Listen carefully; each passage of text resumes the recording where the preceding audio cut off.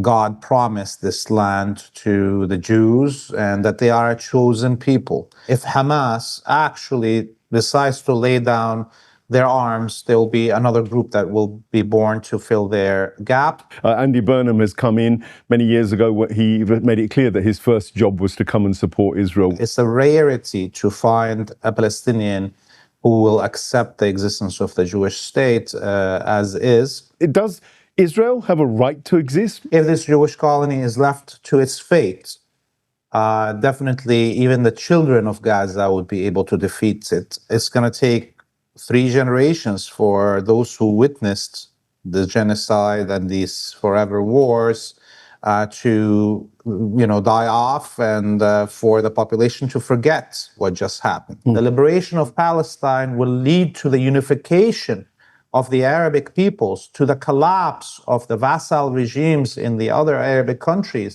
We are closer than any day before to the liberation of Palestine.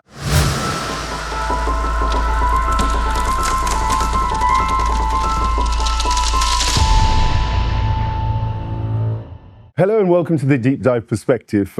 We've got Laith Marouf with us, a great show ahead, and it's going to deal with probably the most important issue in the world today. What is the solution for Palestine? What is the solution for the occupied lands of the Palestinians? Because that is the one thing which is literally creating an entire world of instability. Whether you want to talk about the Hormuz Strait, the Bab el-Mandeb, whether you want to talk about oil prices, the inflation, whether you talk about the US and its policies across the world, Palestine is where all roads meet. In Britain, we've also got this idea of a two-state solution still lingering. What is the two-state solution? Has it got any significance at all? Does it mean anything? The Board of Peace has said that there's going to be peace in Palestine and that they've managed to solve the whole problem. Yeah, obviously, the Board of Peace is the Board of Pieces. Obviously, they want to break up Palestine and break up the Palestinians. There hasn't been peace in 100 years in the region, and those who are involved in this Board of Peace are not, eligible to produce peace. They are there to manage the genocide and the ethnic cleansing of the Palestinians and delay their liberation as much as they can. Obviously, we saw the first meeting that happened in Sharm el-Sheikh, and with all those vassals of the United States coming to and prostrating in front of the emperor, basically Emperor Trump. So I don't expect anything good to come out of this, and nothing has been achieved by this Board of Peace since its inception. The Qatari-Egyptian efforts, I think the Jordanians may be involved in that as well. Is there any hope for this business of disarming the Palestinian resistance? I mean, Smotrich and co on the far right in Israel are already up in arms about it, and yet the Board of Peace continues trying to push this. Do you think there's a real chance of a solution being achieved through this Board of Peace? No, definitely not. There's zero chance of that happening, and there's a zero chance the Palestinian resistance groups, including Hamas, will lay down their arms. Certainly not after watching a genocide being committed in such monstrous ways. I mean, in my opinion, if Hamas actually decides to lay down their arms, there will be another group that will be born to fill their gap. Right. Also, any Hamas official that declares this will end up with a bullet in their head. Palestinians that have lost family members in this genocide will not accept that Hamas or Islamic Jihad or the PFLP lay down their arms after all these sacrifices. So I think it's wishful thinking. It's outright lies and propaganda what is being told about Hamas laying down its arms. It is kind of the delusions of a dying empire and a dying Jewish colony. The responsibility of people in the West. I know you're a strong advocate of actually it's the Palestinians and the people in West Asia who are actually going to affect the real change, and it's largely quite marginal the impact that we have in this part of the world on what actually comes about. But nonetheless, those who want to do something sincerely, and I'm not really including a lot of the anti-Zionist left, quite frankly, they look like they've surrendered and given up any real effort, if there ever really was one. But there is a move for this one-state solution for Palestine, where all Palestinians are allowed to return, and all of the land that belonged to the Palestinians goes back to the Palestinians. That kind of movement, would you support such a movement, and what would be your message to such a movement? I definitely would support such a movement. I always supported initiatives like this.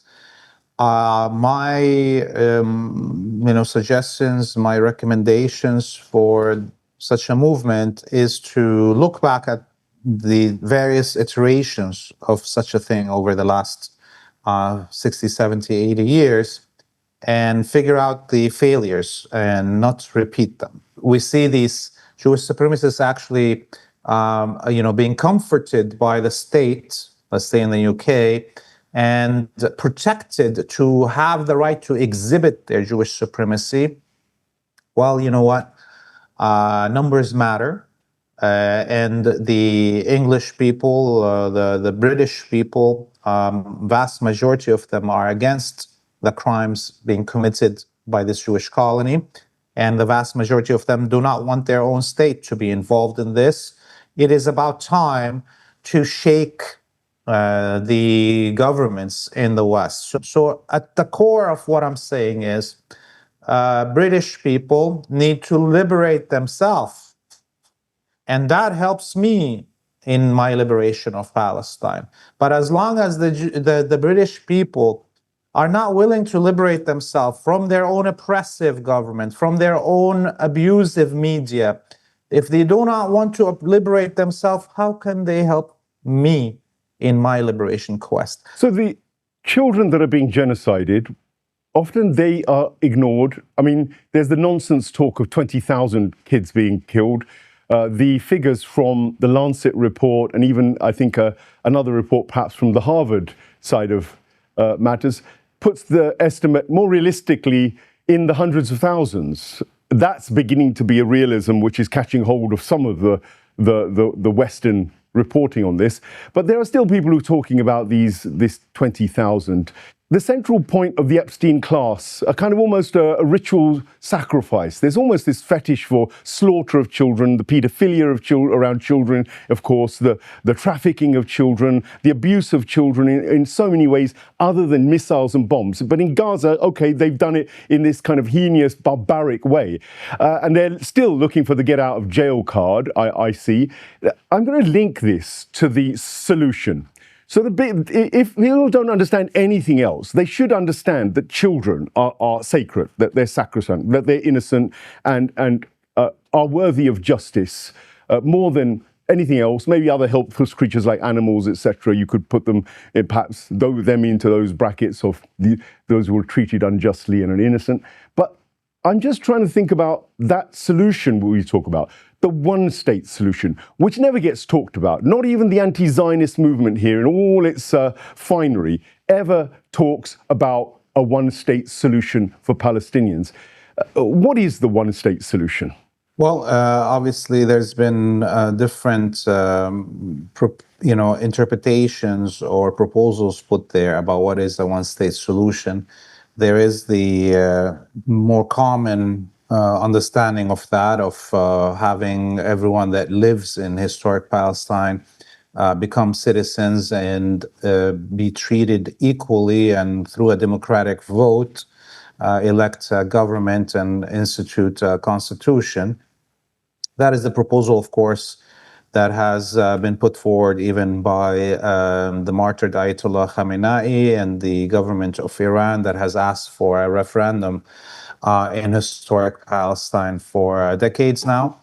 And it was what the Palestinians suggested when the colonists arrived in the beginning and of the colonization and the process to partition Palestine. Now, is that possible that after 100 years of multi-generations of colonists that have been accustomed to killing, pillaging, raping, and genociding as a form of normal life, and that they have that privilege, will they be accepting equality with indigenous people that they have raped and pillaged for such a long time? And I personally doubt that. So in my opinion, the one-state solution, even if it is, presented to the Jewish colonists in the way that the Palestinians and the Iranian government, the Islamic Republic of Iran, have offered, this will be rejected by these colonists. And we saw, what happened in South Africa when the white colonists were still a minority.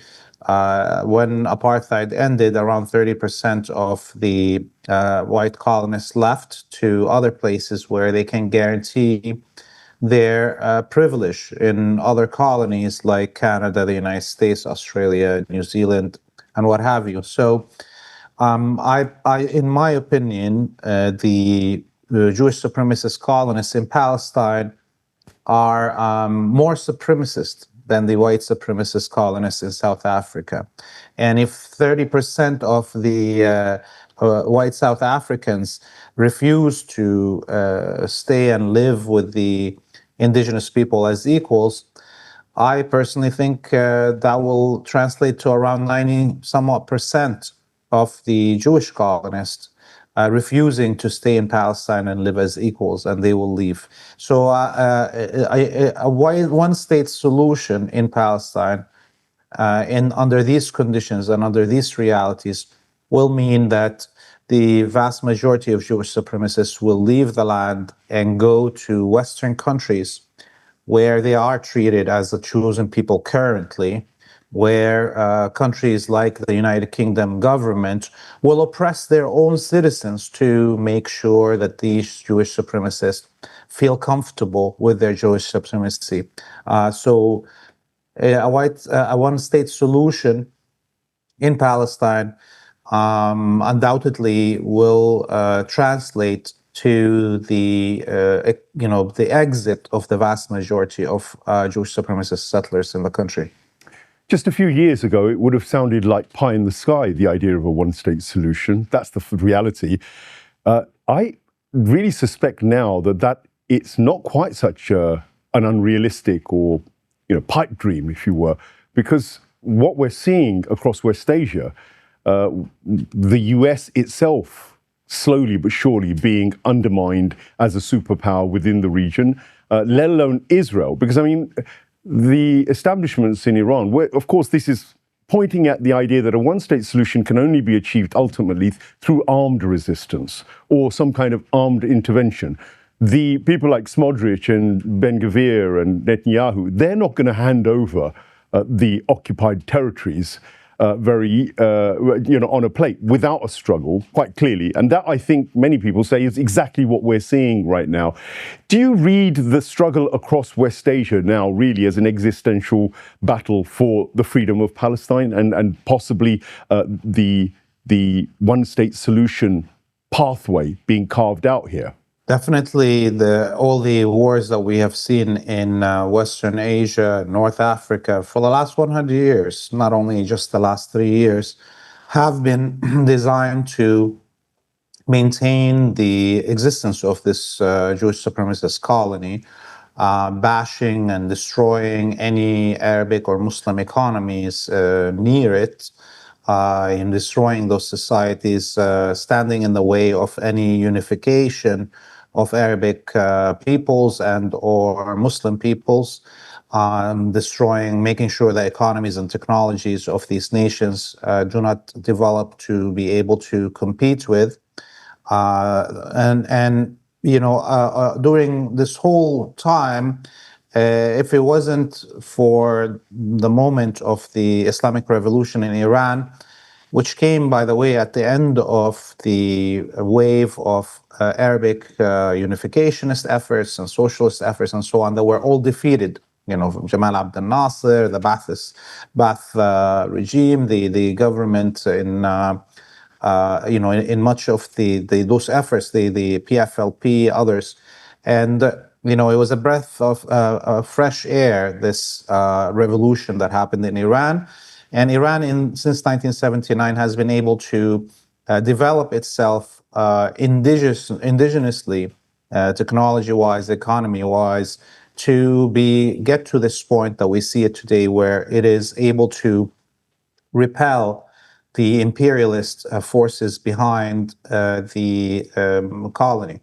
Look, this Jewish colony would have not existed starting from 1936, during the Arab Revolt in Greater Syria, that was crushed by the British directly. In 1948, similarly, in 1956, 67, 73, 82, every time this Jewish colony pursued genocidal wars, it would have collapsed if there is not a never-ending supply of weapons, diplomatic support, and financial support by the imperial core as a whole.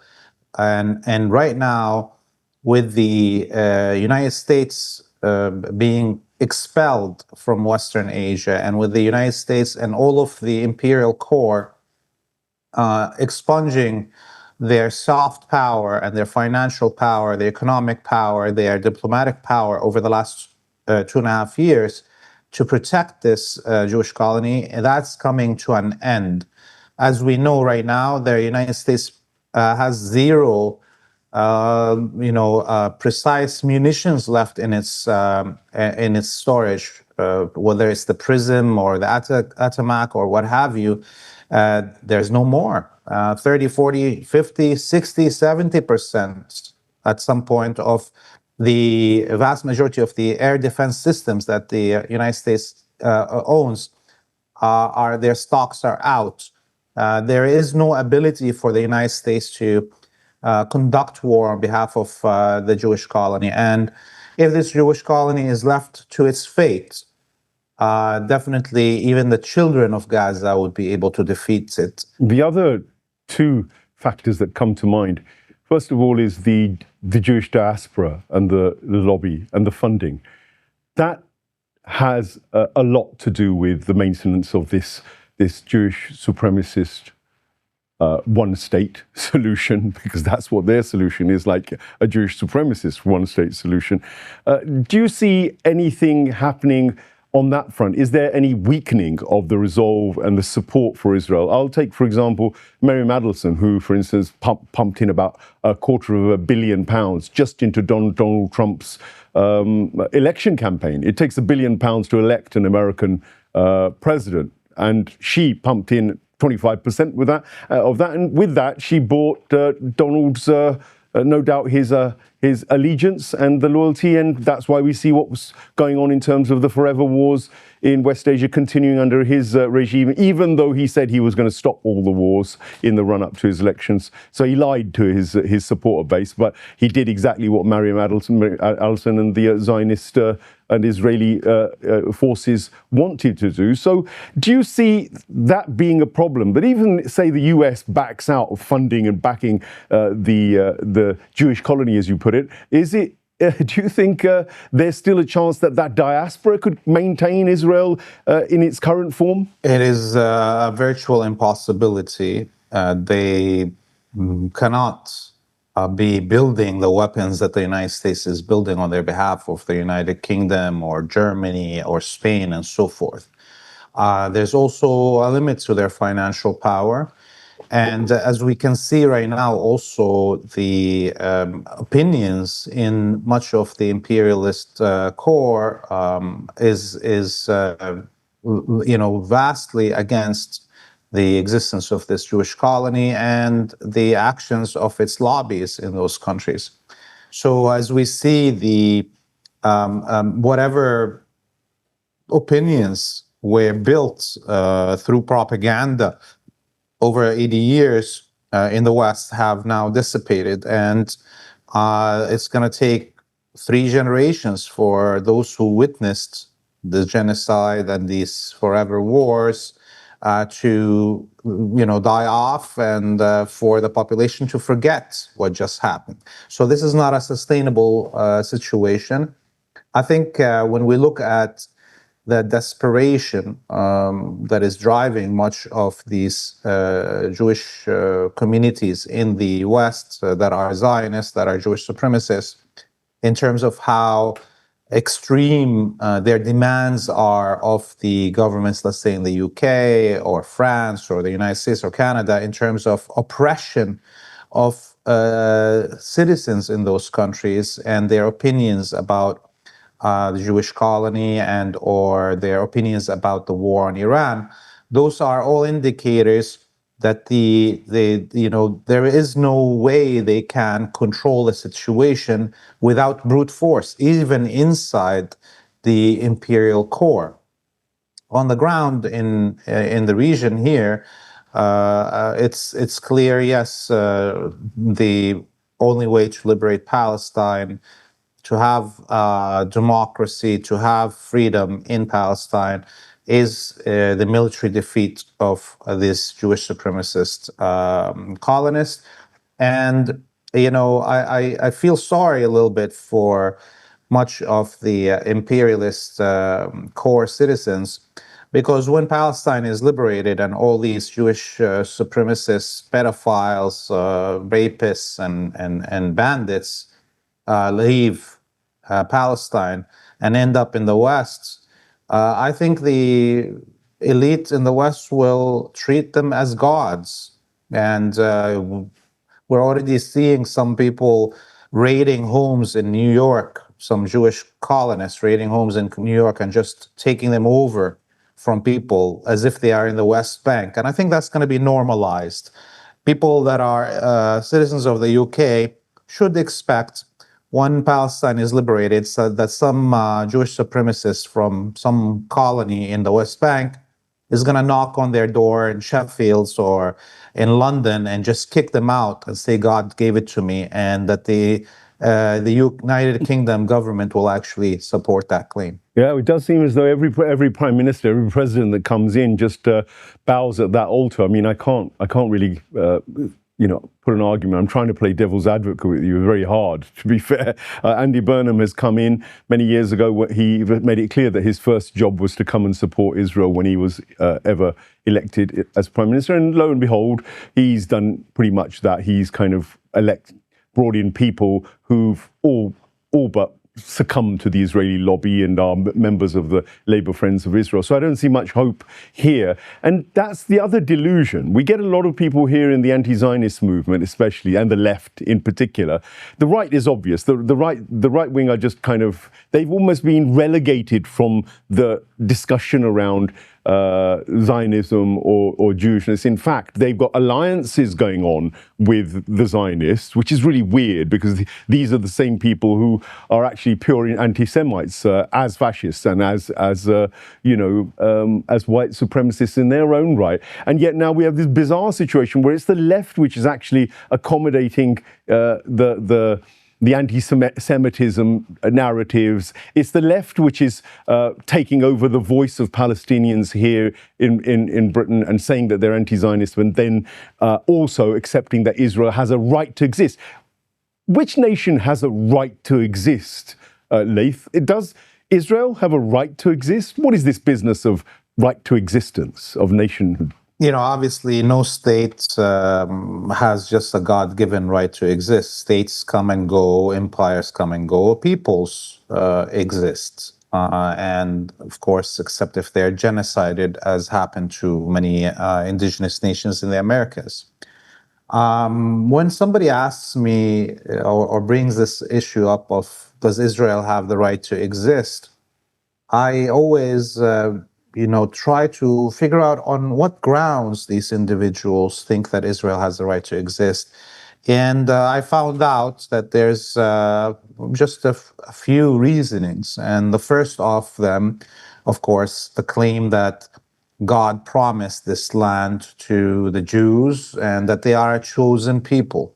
And clearly, this is in a direct conflict with the ideas of the monotheistic religions that came from, Abraham, Moses, Jesus, and Muhammad, that said that we all come from one mother and one father, Adam and Eve, and that we are one humanity, and that the only thing that will be judged on is how we treat other humans. Don't kill, don't steal, don't covet the others. So that presumption of chosen people and God-given is actually the opposite of what Prophet Moses proposed, and therefore it is actually the most anti-Jewish thing that you can put forward.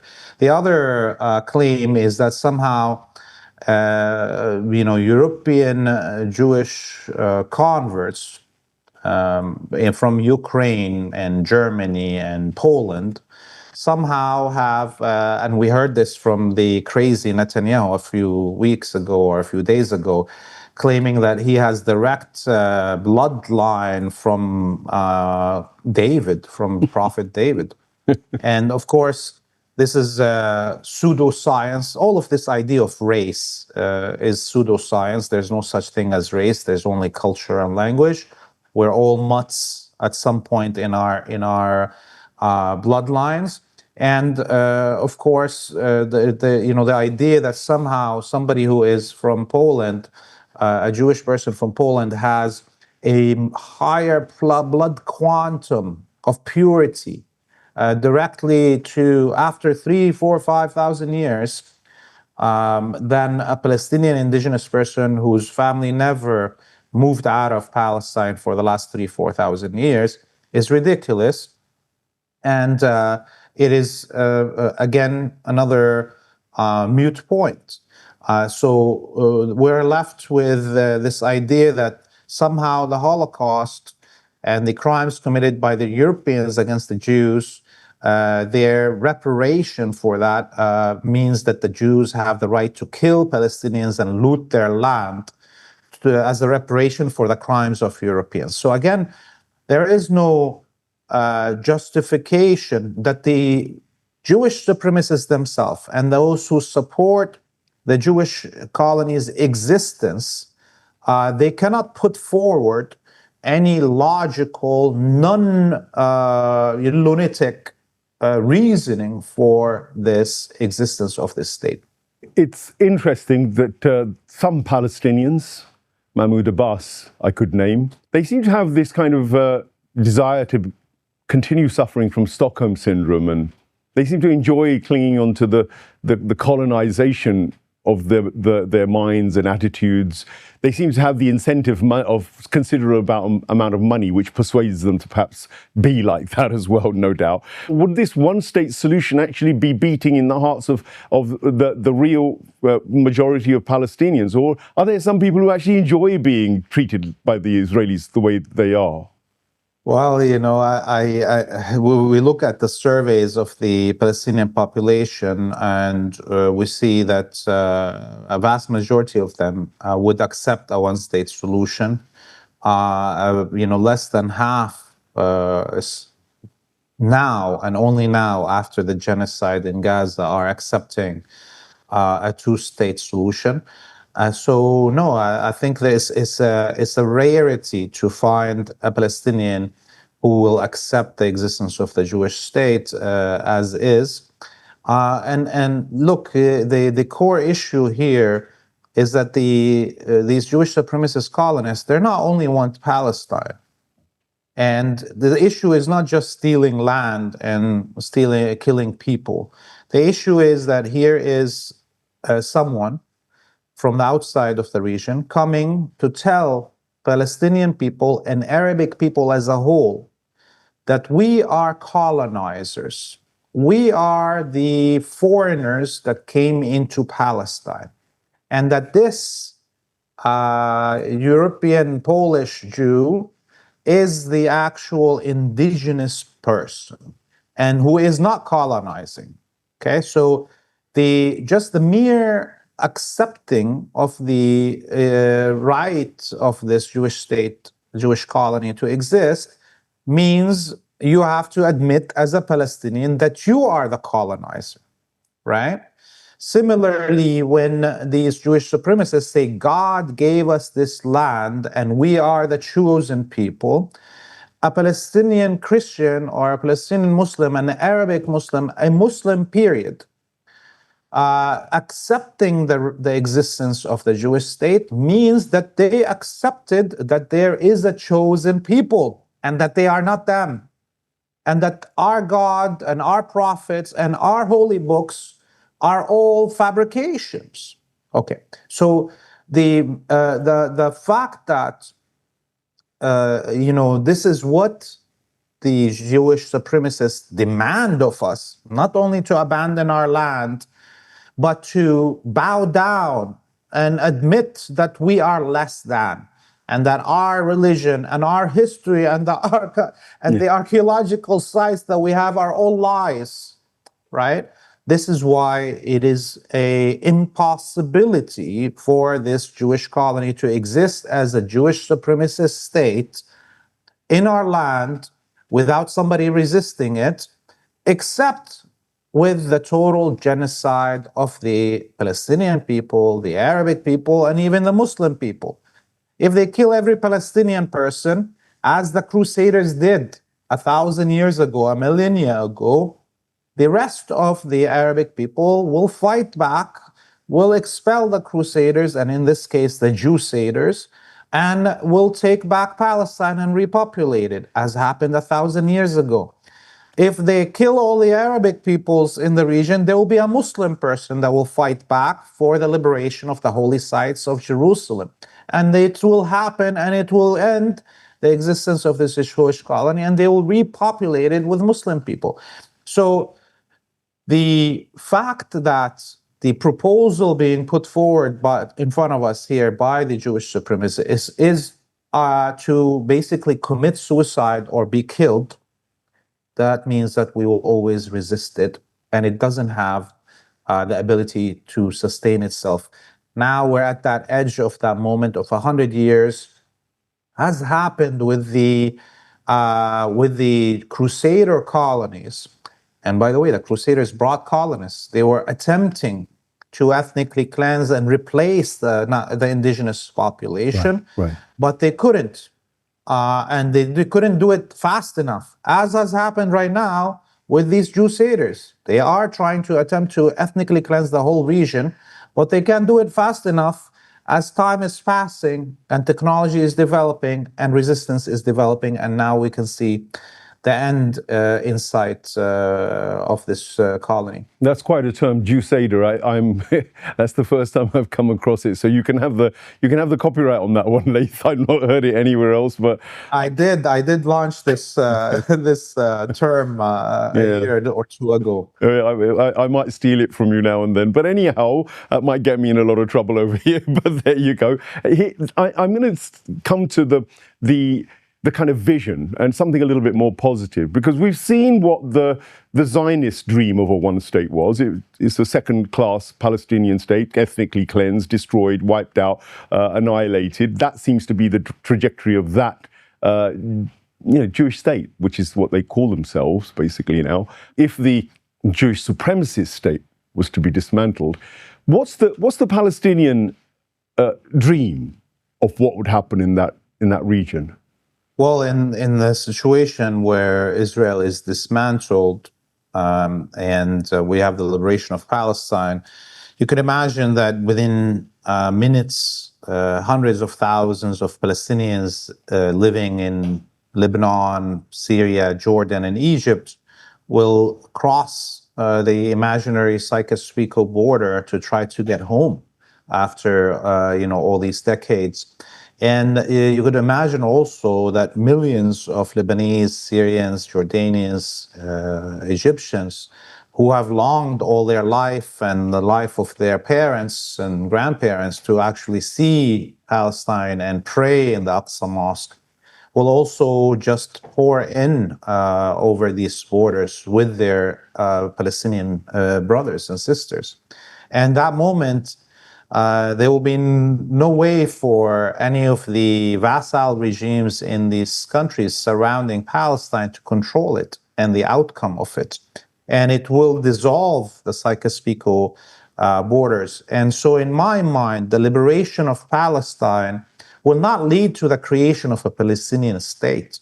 The liberation of Palestine will lead to the unification of the Arabic peoples, to the collapse of the vassal regimes in the other Arabic countries that have been captured by the empire.